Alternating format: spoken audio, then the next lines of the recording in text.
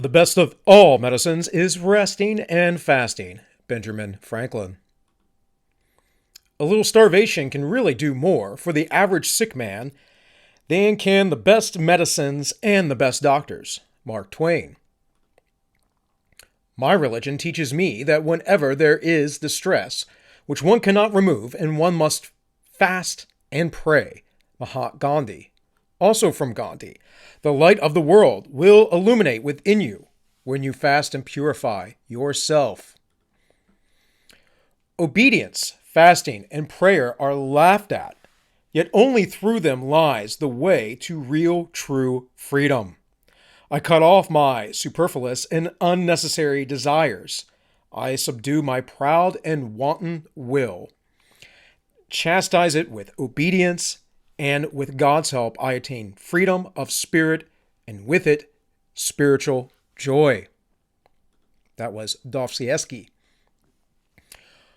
Quit playing, start praying. Quit feasting, start fasting. Talk less with men, talk more with God. Listen less to men, and listen to the words of God. Skip travel and start travailing. Leonard Ravenhill. And this is all minus one. Welcome, folks. Please, if you like my content, like, share, and subscribe. So today, folks, is going to be kind of more of me just being a talking head here in the box, because I'm going to talk about fasting. And I want to talk about fasting because personally I'm going through a fast right now. I think everyone should fast on a regular basis, daily. And I don't mean just for 8 hours. I mean up to 12 hours a day. You shouldn't be eating beyond 12 hours a day. But I'm bringing up the subject because, man, it's been a stressful year. And the year is coming to an end. And now is a great time to take on a fast and discipline your body. Now, I'm in day 2, so actually what I'm doing is a modified fast initially. And tomorrow will be a full-on water fast. And then by day, I believe, 3, I will be going into a dry fast for 24 to 48 hours, depending on how I feel about it. But a modified fast would be like a fast that I'm doing with a little bit of calories in it, usually less than 500, and calories to help me get into ketosis. So yesterday I ate a little bit of, I basically had coconut oil and coffee, and with that I had a little bit of collagen, and I've taken a little bit of colostrum. In total, I think I had less than 250 calories all day. So nothing that big of a deal. I also did drink some bone broth, a few cups of it yesterday. When I come out of the fast, I'm going to do this for 6 days. On the 6th day, I'm going to start coming out of the fast with things like bone broth again, so that on New Year's Day, when I go to be able to eat with my family, I can eat real food. And there's a lot of things to fasting that people might neglect by just jumping in, even though I've done long fasts like this before. And I practiced intermittent fasting for many years. But aside from that, aside from people not knowing what to do and just jumping in, I want to talk about some other things. Things like some announcements that with this fast, I'm going to actually fast as much as possible from media, from the news. I will still be doing my show, The Ends Justify the Memes. In fact, tomorrow at 7 p.m., we're only going to be on for about half an hour. But tomorrow, Monday, that is December 28th, we will be on with Matt Christensen. And then on Wednesday, we will have our friend Yiz the Eunuch. That'll be at 7 p.m. And then it should be around, I think, 2 or 3 o'clock on Saturday. I believe it's 3 o'clock. We should be on with our friend Kizza GT. So I'm not fasting from that, but I won't be making separate content. And there's a reason for that. It's because that requires me to do a lot of research and getting things ready and rushing around. And I have this this disorder that essentially I chalk up and tell people just for basic parlance that I'm dealing with insomnia, but what it really is delayed phase sleep disorder.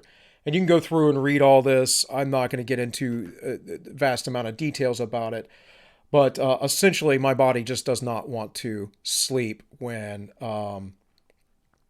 I am when I am tired, unless it's a certain time of day, and that time of day typically is about 4 or 5 a.m. in the morning. And I've kind of always been geared this way, unless I'm completely exhausted. And I pretty much go down through the list of diagnostics of everything that you could possibly imagine, and all the problems with maintaining schedules and all this other stuff. It's a big reason why I've worked night shifts many years of my life. Now,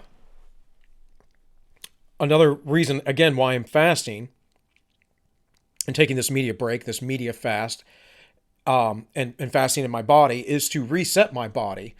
And one of the things that you can look at, you can check out, is Dr. Sanchin Panda on time-restricted feeding and its effects on obesity, muscle mass, and heart health. This is Found My Fitness, Dr. Rhonda Patrick's site. If you look over here on the side, there's all kinds of links to his work, but very specifically, I wanted to highlight this. And this is My Circadian Clock, which is a study you can participate in. I actually did this a few years ago because I have, for a long time, about at least 15 years, since 2005-ish, participated in intermittent fasting.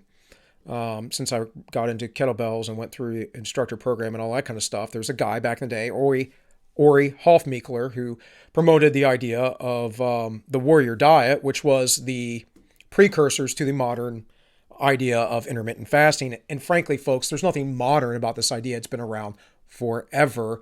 It's just that we have neglected it in our lives. And that's another reason to take a fast. Because of my lack of sleep and because of me trying to produce work, I've been very stressed. And also my media diet has stressed me out because I kind of am a realist, so sometimes I get a little pessimistic. Now, my pessimism is also often offset, onomatopoeia, as you would. It is often offset if I'm delving deeper into my faith. And of course, I believe that some of the things that are happening are supposed to happen because of my faith. But it's another reason to fast. Fasting really does break down your ego. And removing yourself from the world at times helps you break down your ego.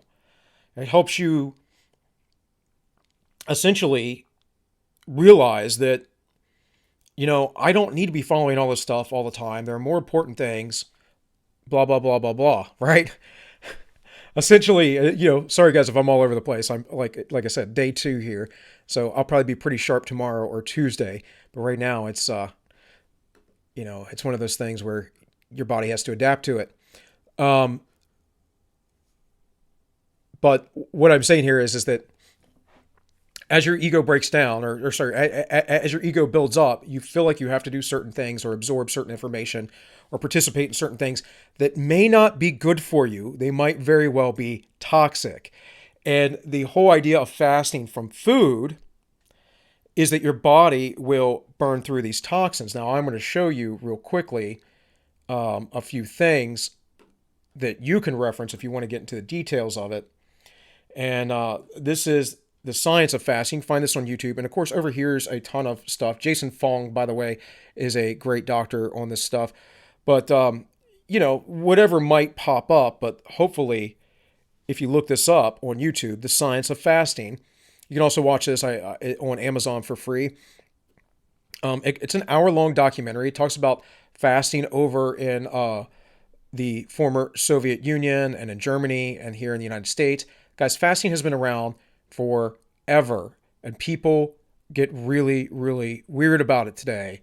So on occasion, will watch Coach Greg Doucette because he's quite entertaining. He's funny. So he's a bodybuilder, and he'll tell people to stop fasting, blah, blah, blah, blah, blah.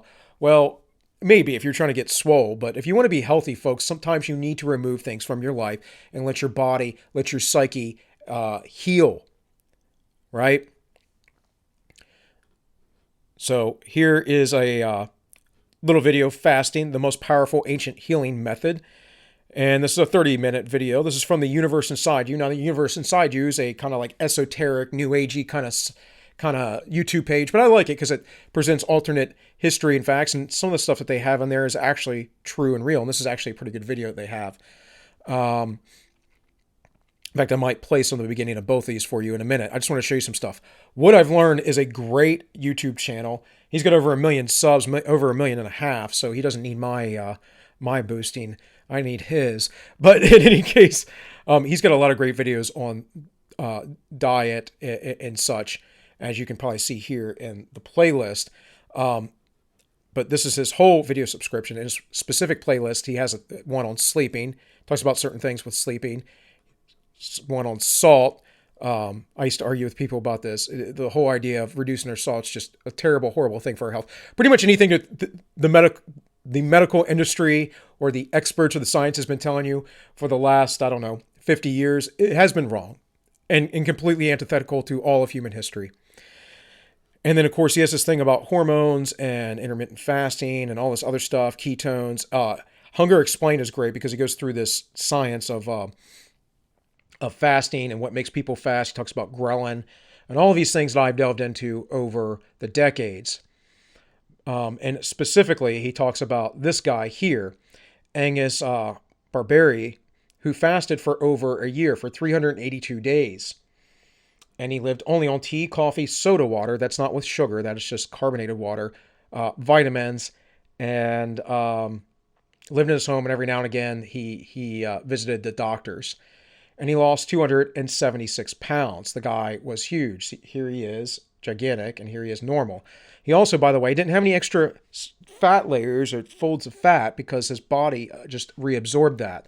That's kind of like, I forget what it's called, but protein repartitioning, I believe is what it is, where your body takes certain proteins, protein remodeling, that's what I'm thinking of, and basically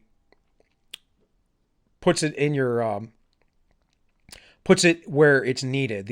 So the extra skin and all that has a lot of collagen, and it'll put that in the other tissues where it needs to be. And so his weight was recorded at 452 pounds, and he stopped fasting when he reached 180 pounds after a year.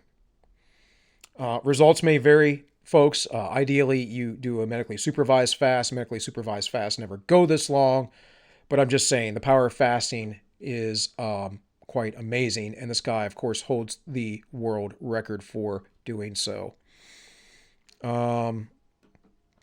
So real quick, I'm going to talk more in a minute, but let's play the very beginning of this.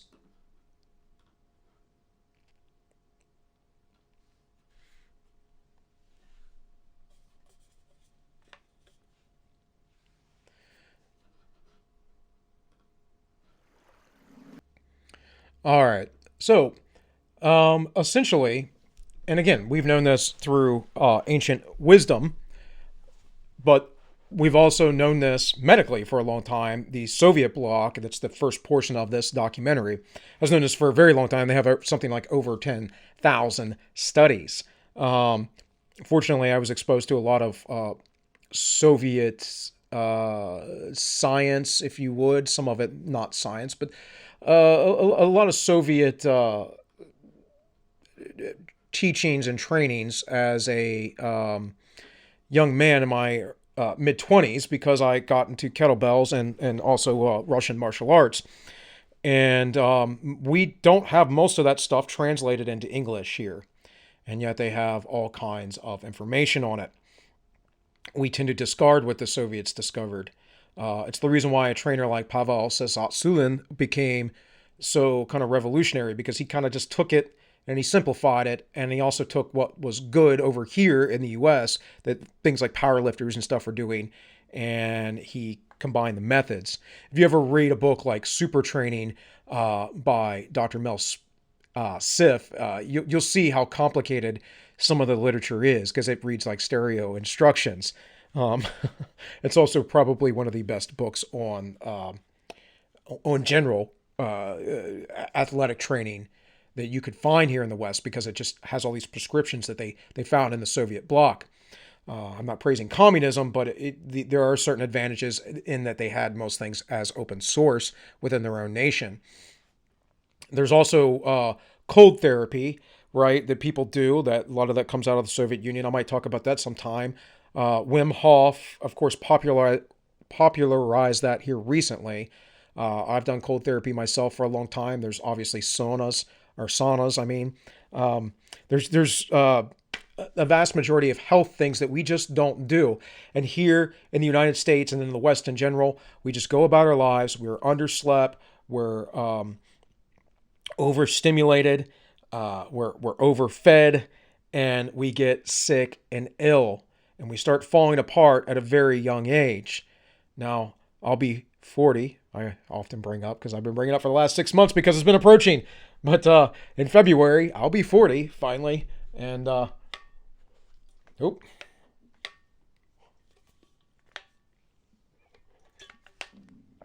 sorry, folks, couldn't get my coffee out there. I will be turning 40 finally, and I would like to get into better health than I have been in, because life sometimes sneaks up on us. And this is why it's important and good to fast, and not just fast from food, but do other forms of fasting. So I'm going to try and do a lot of reading and a lot less, like I said, media exposure, television, that kind of stuff, computers, whatever. At the same time, I am going to be working on the channel. I am going to be setting up, I think, a few other things. I did recently set up a locals. I don't have it linked, or I don't have it pulled up to have it linked here, but I do have it directly on my YouTube page. If you go there and the banner, in fact, I'll show you where that's at real quick. That's right over here. In fact, I can just hit the button. New tab. And, this is so that we can have our own little community. And of course, I don't have it brought up because I got to sign in. But in any case, folks, fasting is a very, very helpful thing to do, and you should do it quite often. I want to show you some quotes really quick from the early church on what they thought about fasting, how they saw it. And by the way, if you are a Christian, most religions practice fasting in one form or another. It's one of the reasons why I brought up Gandhi. But if you are a Christian, think about this. In Matthew chapter 6, he gives you 3 imperatives to Christian discipline. One of them is prayer. The other one is charity. And the third one is fasting. Guess which one he mentions first? All right. So from the early church dictionary, as I am fond of using, here from Tobit 12, it says, prayer is good in fasting and alms and righteousness. A little with righteousness is better than much with unrighteousness. It is better to give alms than to lay up gold, for alms doth deliver from death, and shall purge away all sins. Those that exercise alms and righteousness shall be filled with life. Alms being charity, folks. And then here from Isaiah. Did I not choose such a fast, says the Lord, but untie every bounds of injustice, part violent, persevere. Let me read this in the, it's bright. Part violent pervasiveness of exchange, send out by a free release of ones having been devastated, and torn apart every unjust writ.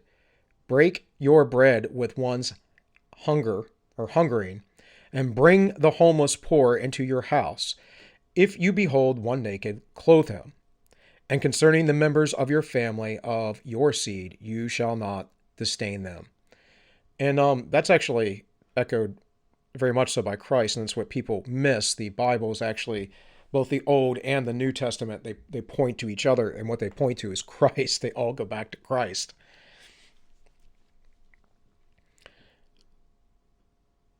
And they say unto him, why do the disciples of John fast often and make prayers, and likewise the disciples of the Pharisees, but thine eat and drink? And he said unto them, can you make the children of the bride chamber fast, while the bridegroom is with them?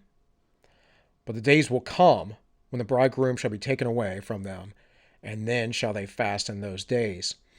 So what he's talking about here in Luke is the fasting of the disciples with the bridegroom. That is, they're with Jesus now. When they go away, they'll fast more. You wouldn't make people fast during a wedding. That is the metaphor he's given. Here I really like from the Didache. But before the baptism, let the baptizer fast, and the baptized, and whoever else can. But you shall order the baptized to fast 1 or 2 days before. So before baptism, this is very important because it explains to you can't just baptize children, as the custom became later. It was a preparation. Baptism was a commitment. You make a commitment that you are going to be a disciple of Christ. It's not willy-nilly. It's not like today where you just come up to an altar call. No, there's discipleship before, and then you come up. You should read the Didache. It's a pretty easy read. It's not very thick. Again, you can find it online very easily for free. And it was very poignant in that there was a way of life and there was a way of death. And it echoes very much the Sermon on the Mount. And then there's some other stuff in there about conducting your life as a Christian and just ritual kind of stuff. But it says, but let not your fast be with the hypocrites. That would have been the Jews at the time.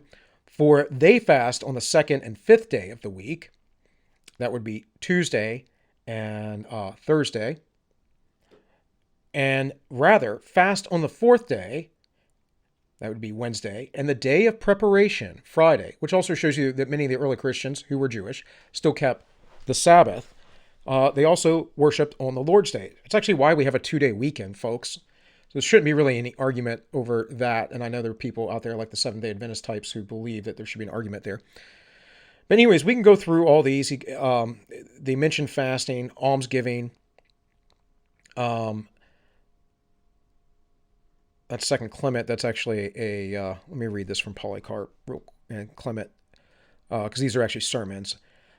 Almsgiving, therefore, is a good thing, even as repentance from sin. Fasting is better than prayer, but almsgiving than both. Meaning give, do charity. But fasting is even better than prayer. That's interesting. I don't know if I'd agree. I think that they're all important. But again, which one was mentioned first by Christ?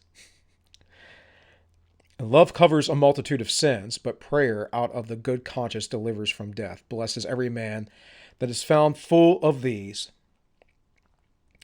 Wherefore, let us forsake the vain doings of many of their false teachings, and turn it unto the world which was delivered unto us from the beginning, being sober unto praying, and consistent in fasting, entreating the all-seeing God with supplications, that he bring us and not into temptation. So you see that, as we fast, it makes us weak, and therefore we actually strengthen our resolve and our determination. So according to the Lord said, the spirit is indeed willing, but the flesh is weak. And that was Polycarp. Polycarp was a direct disciple of John the Apostle. This is a very clear lineage we know about. The soul, when poorly treated in the matter of food and drinks, is improved. And so Christians, when punished, increase more and more daily. When he's saying poorly treated, again, it's the way the language speaks here. He's saying about when you don't have a lot of food or a lot of drink, your soul actually improves. So punishment, meaning making your life hard purposefully with dedication, right? Don't just do it for, without real dedication to it, is good for you. It's good for your soul. Every inquiry needs humility. Fast, therefore, and you shall receive what you ask for from the Lord. That's from the Hermas, or the Shepherd of Hermas, as it's often known. And there's some more quotes here that are longer. I don't need to go through all these. I do want to just play the beginning of this little thing, and then I'm kind of going to get out of here. I'm going to keep it short today, guys. I know I usually go 45 minutes to an hour or more.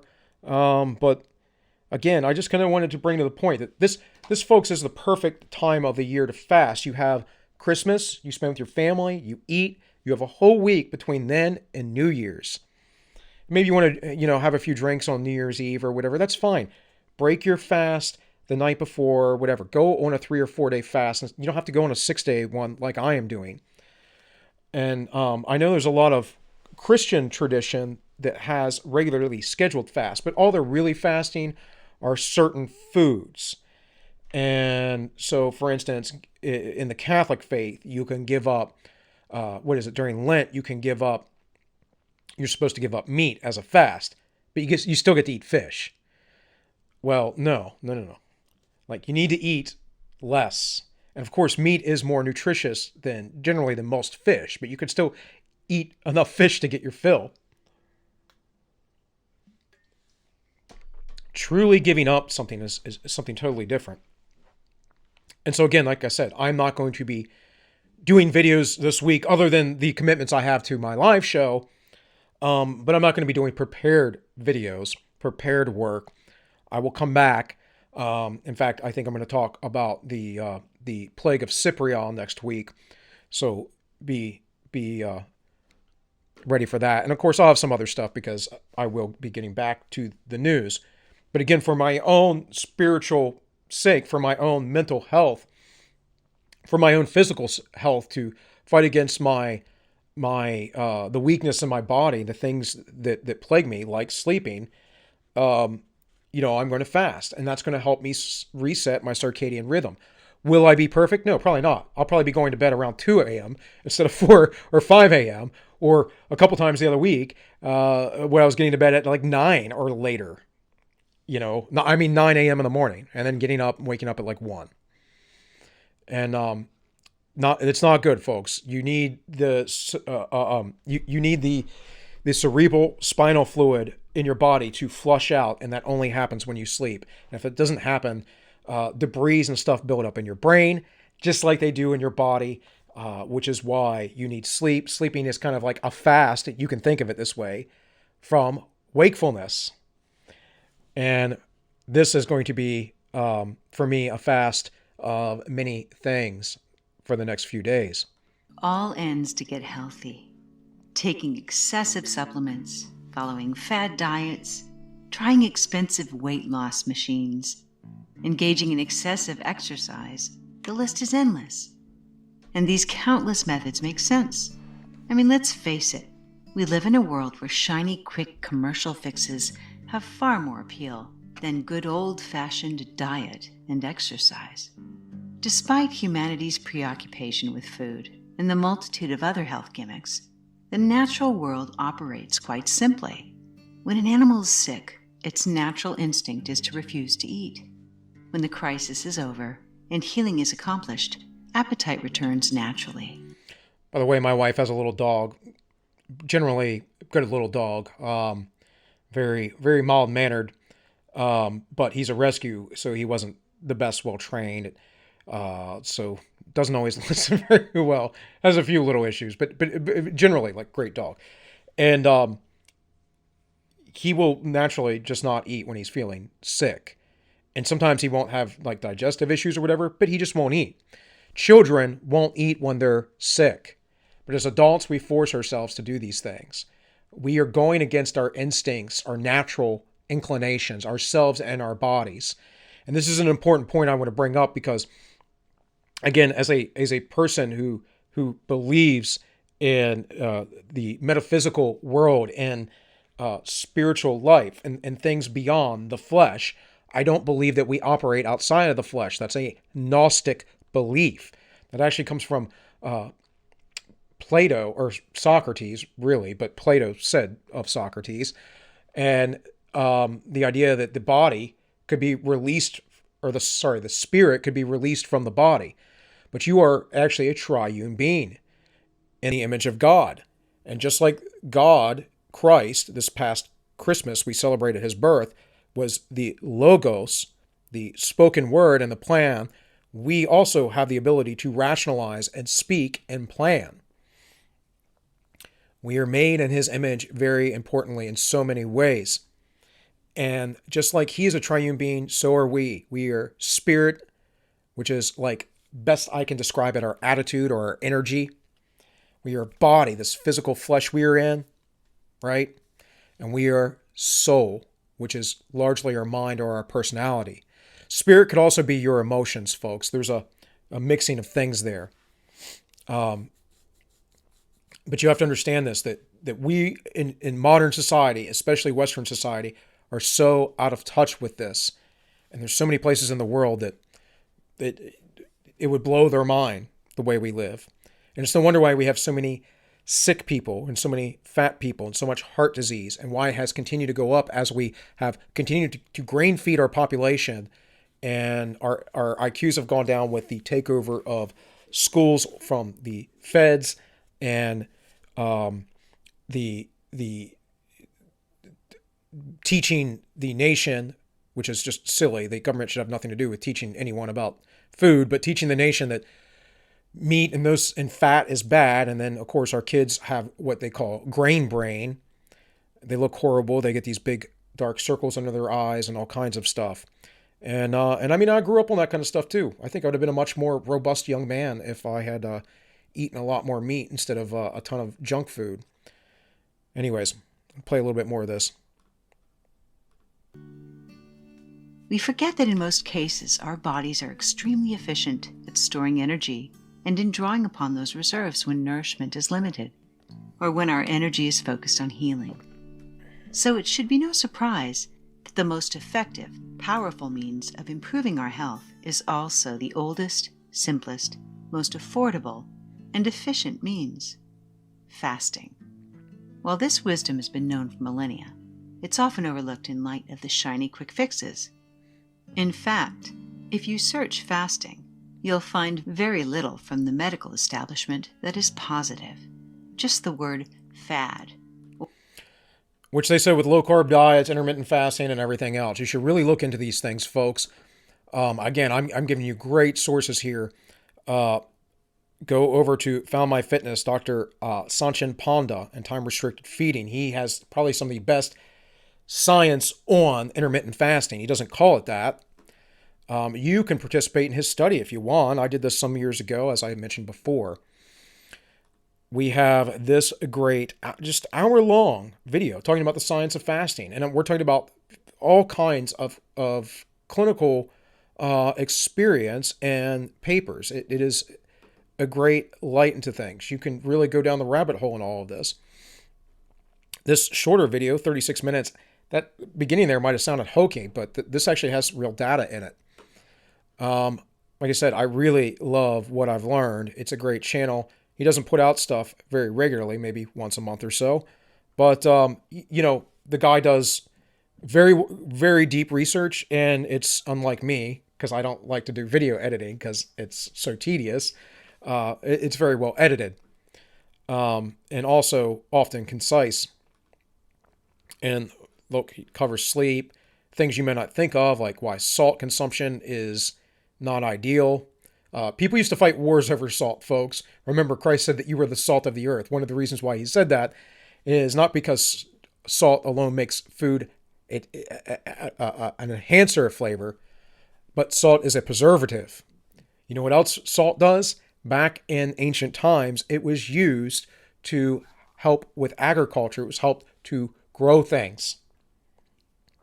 And some people have rediscovered this and will tell you that if you plant a garden and you use salt in a specific kind of ratio, you actually get better crop production.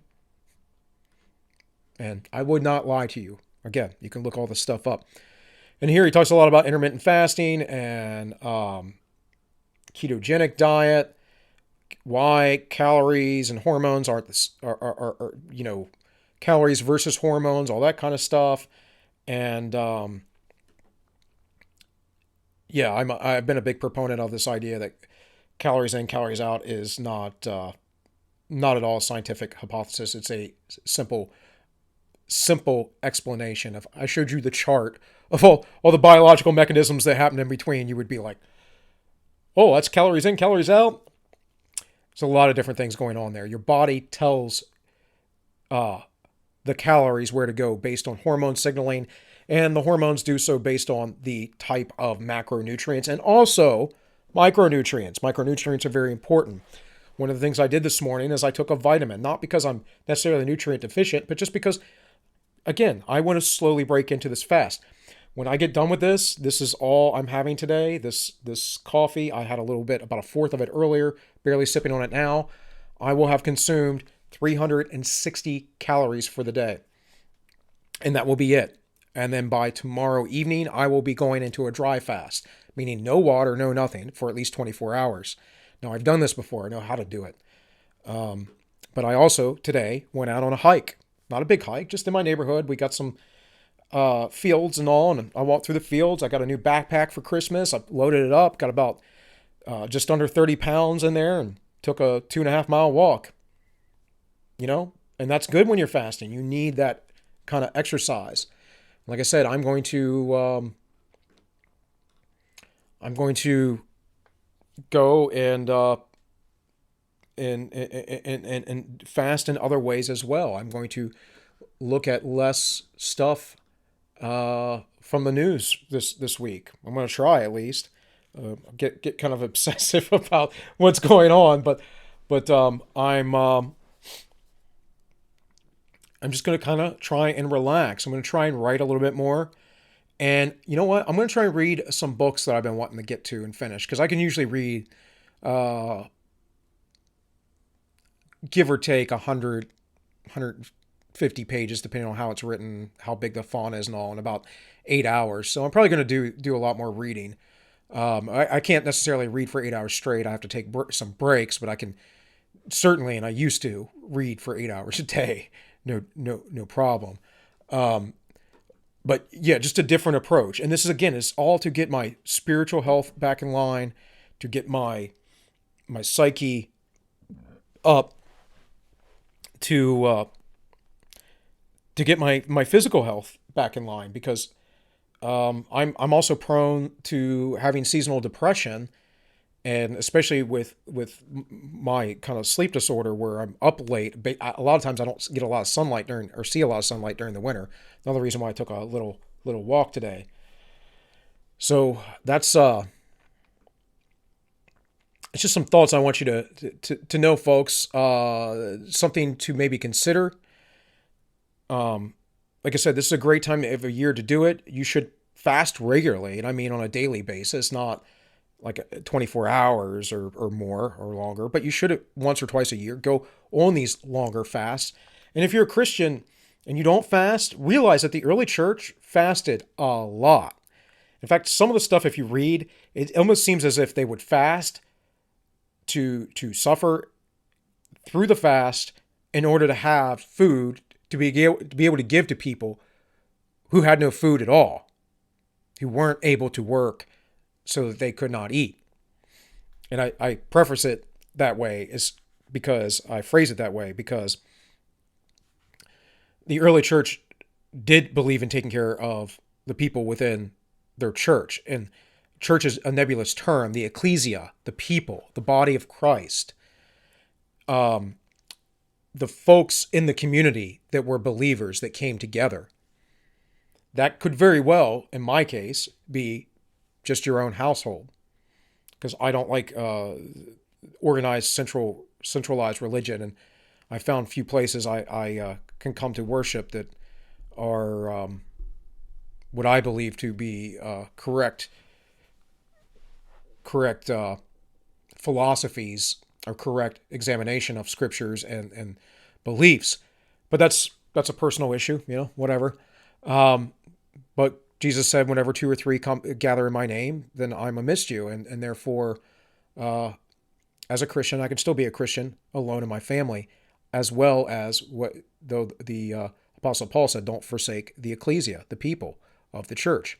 And I do that also as well when I go visit my parents and my family. And I see other people. And if you also read about the early church, they went around to people's homes when they couldn't make it out. They couldn't get out because they were sick or whatever reason. They would come to their home and commune with them. That is the point. And much of Christ's Last Supper was about just communing. We call it communion, right? The Eucharist or whatever. It's all mystical.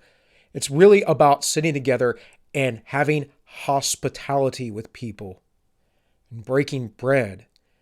All around the world, that's important. Eating with folks, providing food because it's the most basic necessity of life, aside from, let's say, water. And if you can discipline yourself for against those things, against having to overconsume those things, then hey, more power to you. And I guarantee you'll be a better person, a more mentally strong person afterwards. So with all that said, I did make it about 40 minutes. So hey, I went a little bit longer than I intended to, but a little rough start for me, I felt like. But hey, we kept it going. With all that said, guys, this has been All Minus One. You can find me, of course. The ends justify the memes. Again, I got to plug this because tomorrow, that is December 28th, Monday, Matt Christensen will be on our show, 7 p.m. We will be live Wednesday at 7 p.m. as we normally are. Wednesday, 7 p.m. Eastern, as it states right here in the little description. And we will have our friend Yiz the Eunuch on, and then we'll be live again, I believe this Saturday at 3 p.m. With our friend Kizza GT. Of course, you can find me here on YouTube, but more importantly, I have a Rumble now. Go over there and subscribe, folks. Build up that Rumble, because if my YouTube disappears, like, it's a little thing. Just get a Rumble on your phone or your computer, however you watch YouTube. I watch a lot of it on my TV because I have, smart TVs. But get over there. Get on Rumble and just subscribe, just in case the censorship overlords decide to cut me off for something that I say, even though I try to do nothing but speak absolute truth. Also, of course, the live show ends_justify_memes over on DLive. You can find us there if you don't like YouTube. So, folks, I hope you all had a very Merry Christmas. I hope I could give you some food for thought today. I hope that you will consider participating in fasting more often, and perhaps next year at this time or after Thanksgiving. In fact, the last time I did a big fast like this was after, not this year's Thanksgiving, but the other year after Thanksgiving. And get your systems reset. Let your body do what it does. It's called autophagy in science. Let it destroy what is bad and come back and build up anew. And hey, folks, New Year's is coming up, so have a happy New Year if I don't see you until then, and you all be well.